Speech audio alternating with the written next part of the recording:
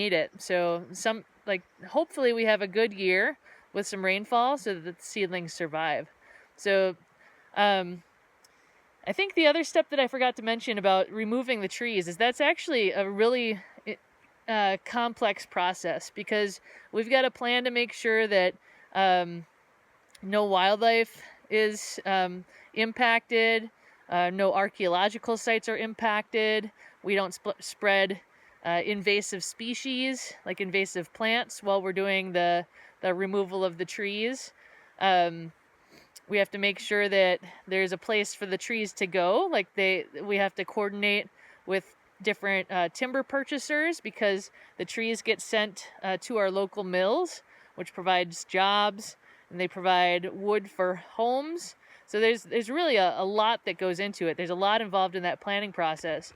The other thing too is, so these trees, you can see right here.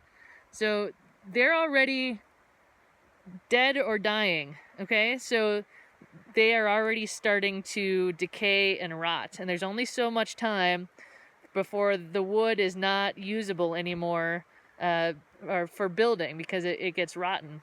So it's a time sensitive process to get this done, and it's really a lot of work to do. So there's a lot of steps involved in it. And then so once the trees are planted in the ground, that's not the end of things either. Then it's my job and my colleagues' job to go out there and make sure the trees have survived the year after planting. Then we've got to go back a couple years after planting and make sure that they're still survived. If they haven't, we have to do the whole process again. We have to order more seedlings, request a crew, put the seedlings in the ground, and do the whole process again. So there's a lot of work in recovering from an event like this, and it's very challenging to think about how we're even going to go about doing 300,000 acres of trees. So we probably will prioritize, figure out what areas have good soils, not steep slopes, maybe north slopes where there's more moisture later into the year,